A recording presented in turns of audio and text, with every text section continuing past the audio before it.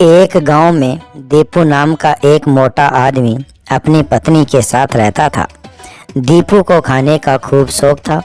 वो एक समय में 5 आदमियों का खाना आराम से खा जाता था, इसलिए उसके घर में कोई भी नौकर नहीं टिकता था। दीपू की पत्नी देविका ने कहा, सुनो जी, मुझे मायके जाना है, मेरे चचेरे भाई के बच्चे का मुंडन है। दीपू ने कहा, नहीं, कभी नहीं, तुम्हारे मायके तो कभी नहीं जाना। याद है पिछली बार तुम्हारे घर के बच्चों ने मेरा कितना मजाक बनाया था। वो शरारती बच्चे बहुत खतरनाक है। देविका ने कहा, हाँ तो कितनी बार कहा है अपना वजन कम करो, पर तुम सुनते ही कहाँ हो। जहाँ जाना होता है वहाँ आप बाद में पहुँचते हो, आपकी तोंद पहले पहुँच जाती है। दीपू ने कहा, देखो अब तुम अपना भाषण मत शुरू करो, तुम चली गई तो मेरा खाना पीना कौन देखेगा। नहीं भाग्यवान, अभी तो पवन भी गांव से नहीं लौटा। देविका ने कहा, ठीक है, वैसे भी तुम्हें साथ चलने को नहीं कह रही, मैं बस बता रही हूँ कि मैं जा रही हूँ, और जब गांव जा रही हूँ तो सोच रही हूँ कि सब आस पड़ोस और रिश्तेदारों से भी मिल लूँ। कौन सा रोज रोज जाना होता है, तो 1 महीना लग जाएगा। दीपू ने कहा, क्या 1 महीना? पगला तो नहीं गई हो? यहाँ इतने दिन घर बार कौन देखेगा। देविका ने कहा, सुनो, इस बार मैं नहीं रुकने वाली, और शुक्र करो 1 महीना बोल रही हूँ, वरना औरतें तो 6-6 महीने के लिए मायके जाती है। मैंने एक नौकर बुला लिया है, तुमको कोई परेशानी नहीं होगी। दीपू ने कहा, वह मेरी जान, ये की ना बढ़िया वाली बात, ये बहुत ठीक किया तुमने। देविका ने कहा, सुनो, नौकर आ गया है, उठो, वरना मुझे जाने में देर हो जाएगी। दीपू ने कहा, ठीक है, तुम जाओ। देविका पीहर चली गई। दीपू रात को खूब सारा खाना खाकर सो गया। सुबह होने पर उसकी आंख खुली तो उसने सोचा, लेकिन मुझे किसी ने उठाया क्यों नहीं। फिर दीपू जोर से चिल्लाया, ए सुनो, सुनो ना, कहाँ मर गया। ए सुनो, सुनता क्यों नहीं बे, इतनी जोर से चिल्ला रहा हूँ, बहरे हो गए क्या, कुछ सुनाई नहीं देता। नौकर ने कहा, मुझे लगा यहाँ कोई ए नाम का नौकर है, आप उसको बुला रहे हो। दीपू ने कहा, चुप कर, पहले तो ये बता कि तेरा नाम क्या है। नौकर ने कहा, मेरा नाम ही। दीपू ने कहा, अबे हंस काहे को रहा है, क्या नाम है तेरा, बताता क्यों नहीं। नौकर ने कहा, मेरा नाम रामू है। रामू। दीपू ने कहा, ये बता 10 बज गए, मुझे अभी तक जगाया क्यों नहीं। रामू ने कहा, मालकिन ने बोला नहीं कि आपको जगाना है तो नहीं जगाया। दीपू ने कहा, अच्छा, ज़्यादा बातें मत बना, कल से मुझे 9 नहीं 10 बजे उठा दिया कर। रामू ने कहा, 10 बजे उठाने की क्या ज़रूरत है, वो तो जैसे आज उठे हैं कल भी उठ जाना। दीपू ने कहा, अरे तुझे जितना बोला है उतना किया कर, 10 बजे उठाना है बस। अब जा, चाय ले आ और अखबार पकड़ाता जा। नौकर हाँ में सिर हिलाकर अखबार देकर चला गया। दीपू बिस्तर पर बैठे बैठे अखबार पढ़ने लगा। दीपू ने कहा, अरे रामू, इतनी देर हो गई, चाय नहीं आई, क्या बात हो गई। अरे रामू, अरे कहाँ मर गया बे, चाय क्यों नहीं आई अब तक, कब से राह देख रहा हूँ। रामू ने कहा, मालिक, बेचारी चाय तो आपकी राह देख रही है, 2 बार बन के ठंडी भी हो गई। दीपू ने कहा, अबे तो लाया क्यों नहीं। रामू ने कहा, मैं तो कब से इंतज़ार कर रहा हूँ, आप बिस्तर से उठकर हाथ मुँह तो धो लो मालिक। दीपू ने कहा, मुझे मुँह धोने से पहले चाय पीनी है, चाय पिए बिना मैं बिस्तर से नहीं उठ पाता, समझा, जा अब लेके आ। रामू हाँ में सिर हिलाकर भाग गया। दीपू ने सोचा, इसने तो सुबह सुबह दिमाग हिला दिया। रामू 2 कप चाय ले आया। दीपू ने कहा, 2 कप चाय क्यों लाया? रामू ने कहा, मुझे लगा आज आपको ज़्यादा परेशानी हो गई है तो 1 कप और ले आया। दीपू ने कहा, परेशानी नहीं बेटा, बहुत परेशानी हो गई। तूने मेरा पूरा 1 घंटा बर्बाद कर दिया। इस टाइम तो मैं दूसरी बार चाय पीता हूँ। चल ऐसा कर, अब 1 कप वोच वाली चाय भी ले आ। रामू दीपू का मुँह देखने लगा। दीपू ने कहा, अरे बहरा है क्या? कोई बात एक बार में सुनाई नहीं देती क्या? चाय पीकर दीपू तैयार होकर निकलने लगा। रामू टिफिन लेकर आया। दीपू ने कहा, देख जच रहा हूँ ना इस कुर्ते में, पूरा साहूकार दिखता हूँ ना? रामू ने कहा, कुर्ता बढ़िया है, पर दीपू ने कहा, पर क्या? रामू ने कहा, आप पर थोड़ा टाइट लग रहा है, पूरा पेट फंसा हुआ है, सांस कैसे आएगी? दीपू ने कहा, कहाँ फंसा हुआ है, सब ठीक तो है।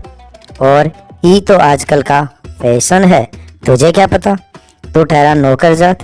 अरे क्या एक ही डब्बा? मैं रोज 4 डब्बे लेके जाता हूँ। चल कोई नहीं, तू नया है तो माफ़ किया।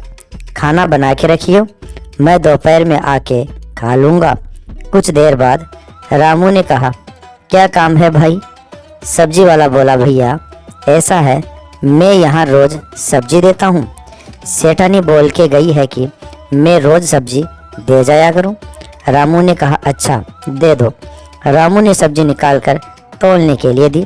सब्जी वाला बोला, हा हा हा, अरे इतनी सब्जी से कुछ नहीं होगा भाई। रामू ने कहा, क्या घर में खाली मालिक ही तो है, इतनी सब्जी बहुत है। सब्जी वाले ने कहा, भैया मैं रोज इतनी सब्जी देता हूँ, समझे? रामू ने कहा, इतनी सारी? इससे तो 10 आदमी पेट भर के खा लें। सब्जी वाला बोला, तब भी सेठानी रोज कहती है कि रोज सब्जी कम पड़ जाती है। अब सोच लो तुम। ये सोचकर रामू को चक्कर आ गया। सब्जी वाले ने उसे पकड़ा। सब्जी वाला बोला, ए नए आए हो, सब समझ जाओगे, ये लो, ये सब सब्जी रखो और पकाओ। रामू ने कहा, आदमी जात है कि हाथी? गजराज भी इतना नहीं खाता जितना कि ये। एक बार में 3 कप चाय पी गया, बड़ा वाला डब्बा भर के खाना बना के दिया, अब फिर इतना बनाना पड़ेगा, तभी कोई नौकर नहीं टिकता भैया यहाँ। रामू ने रसोई में बड़े बड़े पतीलों में खाना बनाया। रामू ने कहा, हे भगवान, इतना खाना तो किसी बारात में पकता है। तभी बाहर से दीपू की आवाज़ आई, रामू ओ रामू, खाना ले आ, पेट में चूहे कूद रहे हैं। रामू ने सोचा, ये क्या, 1 घंटे में ही आ गया। रामू ने कहा, अभी लाया सेठ जी। दीपू ने कहा, रसोई से खुशबू तो बहुत अच्छी आ रही है, चलो मैं ही चलकर देख आता हूँ कि खाने में क्या बना है। रामू, अरे ओ रामू, मुझे निकाल, मैं फंस गया रे। रामू ने कहा, अरे ये मोटे का पेट तो दरवाजे में फंस गया, अब क्या करूँ, कैसे निकालूं इस हाथी को? दीपू ने कहा, ये क्या रहा है, कुछ कर, जान निकल रही है। ये क्या कर रहा है रामू, ठहर तू, मुझे यहाँ से निकलने दे, बताता हूँ तुझे। रामू ने कहा, दबेगा नहीं तो आपका पेट कैसे बाहर निकलेगा? अब मैं कुछ नहीं करता, आप खुद ही कर लो। दीपू ने कहा, हे प्रभु, ये कौन सी मुसीबत में फंस गया। अच्छा ऐसा कर, कोई और उपाय सोच, इसमें तो बहुत दुख रहा है। रामू ने कुछ सोचकर जोर से एक घुसा दीपू के पेट में मारा। दीपू का पेट गोल गोल हिला और वो पीछे की तरफ गिर गया। दीपू बोला, अरे मर गया रे, कोई बचाओ। रामू ने कहा, मालिक बाहर निकल गए, मालिक बाहर निकल गए। दीपू ने कहा, अरे अब उठा तो सही। रामू ने दीपू को उठाया। दीपू ने कहा, बच गया, बच गया। रामू ने कहा, आप आराम से बैठो, मैं खाना लाता हूँ। दीपू ने कहा, ये क्या बकवास सब्जी बनाई है, बैंगन, इसमें नमक कितना पड़ा है, और इस भिंडी को इतना क्यों पका दिया रे, पालक कड़वा क्यों है, दही कहाँ है? रामू ने कहा, अभी लाया। दीपू ने कहा, सुन, दही, आलू और पनीर के बिना मैं खाना नहीं खाता, जा जल्दी ले आ। सुन, थोड़ी पूरियां भी लेते हैं ना। दीपू जल्दी से जितना खाना लगा था सब खा गया। दीपू चिल्लाया, अरे ओ रामू, कहाँ मर गया? बहुत भूख लगी है, पेट में चूहे कूद रहे हैं। रामू ने खाना लाकर रखा। दीपू को खाने पर टूटता देख वो आंखें बड़ी करके देखने लगा। दीपू ने कहा, अरे ऐसे क्या देख रहा है?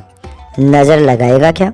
चल अचार और पापड़ ले आ। सुन, आज भूख ज़्यादा लग रही है तो ऐसा कर 50 रोटी, 100 पूरी और 4-5 सब्जी और बना दे। रामू हमें सिर हिलाकर चला गया। उसके बाद रामू बना बना कर देता गया और दीपू खाता गया। आखिर में रामू थक कर रसोई में बैठ गया और सोचने लगा, इस मोटे ने तो जान ही निकाल दी। मैं तो यहाँ खुश होकर काम करने आया था कि एक आदमी का काम है। मुझे क्या पता था कि ये मोटा अकेला 50 आदमियों के बराबर है। दीपू ने कहा, रामू और भोजन ला। रामू ने कहा, मालिक अब क्या लाऊं? सब राशन खत्म हो गया। दीपू ने कहा, अरे मीठा ले आ। रामू पतीले में खीर लेकर आ गया। दीपू ने कहा, अरे ये क्या, बस इतनी सी खीर, इससे मेरा क्या होगा? ऐसा कर हलवाई की दुकान से 5 किलो जलेबी और रबड़ी ले आ। रामू ने कहा, मालिक रुपए। दीपू ने कहा, रुपया? हा, हलवाई अपना आदमी है, रुपया नहीं मांगेगा। उसको बोलना दीपू के हिसाब में लिख लेना। रामू सिर हिलाकर चला गया। हलवाई की दुकान पर रामू ने कहा, भैया 5 किलो जलेबी और रबड़ी दे दो। हलवाई ने कहा, भैया घर में कोई दावत है क्या? रामू ने कहा, ना, मेरा मालिक खुद ही दावत है। मेरा मतलब है कि ये सब मेरे मालिक को खाना है। हलवाई ने कहा, अच्छा, तो तुम दीपू के यहाँ से आए हो। मैं सोच ही रहा था कि आज उसके यहाँ से कोई आया क्यों नहीं। ये लो 5 किलो जलेबी और रबड़ी और मोतीचूर के लड्डू। उसको कहना आज बेसन के ख़त्म हो गए हैं। रामू ने कहा, पर लड्डू नहीं लेने। हलवाई ने कहा, लेकर जाओ भैया, तुम नए लगते हो पर हमारा तो ये रोज का काम है। नहीं ले गए तो आधे घंटे में दोबारा आना पड़ेगा। रामू ने कहा, अच्छा ठीक है। घर में दीपू सब खा गया। फिर पेट पर हाथ फेर कर अंगड़ाई लेते हुए जाकर अपने कमरे में सो गया। रामू घर का काम करते हुए दीपू के कमरे से बाहर निकला। रामू को कुछ देर बाद दीपू के कमरे से आवाज़ सुनाई दी। उसने कमरे में जाकर देखा, दीपू जोर जोर से खर्राटे ले रहा था। रामू ने कहा, ये आदमी है कि राक्षस है, इतने जोर से खर्राटे ले रहा है। तभी उसकी नज़र दीपू के पेट पर पड़ी। खर्राटों के साथ उसका पेट जोर जोर से हिल रहा था। रामू ने पास जाकर अपनी एक उंगली से दीपू के पेट को दबाया तो वो और जोर से हिलने लगा। रामू खुश होकर ताली बजाने लगा। उसने फिर से उंगली दीपू के पेट में रखी तो वो और जोर से हिला। रामू फिर से खुश होकर ताली बजाने लगा। तभी दीपू ने आंखें खोली और बोला, कौन है बे? रामू घबराकर दीपू के पलंग के नीचे घुस गया। दीपू ने सोचा, अरे कोई नहीं है। दीपू ने उठकर अलमारी खोली और सुपारी निकाल कर खाई और फिर वो अपने पलंग पर जैसे ही सोने के लिए बैठा वो टूट गया और दीपू रामू पर गिर गया। रामू ने कहा, अबे मोटे हटना। दीपू ने कहा, भूत भूत भूत। ये कहता हुआ वो उठने की कोशिश करता है और फिर रामू पर बैठ जाता है। रामू चिल्लाने लगा, बचाओ बचाओ। दीपू भी चिल्लाने लगा, भूत भूत भूत। गिरता पड़ता वो बाहर जाता है कि तभी उसकी पत्नी आ गई। दीपू की पत्नी बोली, अरे जोर जोर से क्यों चिल्ला रहे हो? दीपू ने कहा, भूत, कमरे में भूत है। दीपू की पत्नी ने कहा, आपके जैसे भूत के रहते किसी और भूत की हिम्मत है जो इस घर में आ जाए? दीपू ने कहा, डर से मेरी जान निकल रही है। और तुम वापस कैसे आ गई? दीपू की पत्नी ने कहा, बाजार में चूड़ियों और साड़ियों की सेल लगी थी तो वहाँ चली गई। बस इस चक्कर में ट्रेन निकल गई। तभी रामू कमर पकड़कर टेढ़ा मेढ़ा चलता हुआ रोते हुए आया। दीपू की पत्नी ने कहा, रामू ये क्या हाल बना रखा है? रामू ने कहा, हाय राम, मार डाला। दीपू की पत्नी ने कहा, क्या हुआ, कुछ बोल तो। रामू ने हाथ जोड़े और रोते हुए वहां से भाग गया। दीपू ने कहा, मैंने कुछ नहीं किया, और जोर से डकार ली। फिर बोला, आज ससुरी डकार नहीं आ रही थी, अब जाकर संतुष्टि मिली है। दीपू की पत्नी अपना हाथ सिर पर रखकर बैठ गई। दोस्तों, वीडियो पसंद आया हो तो लाइक और शेयर जरूर कर देना।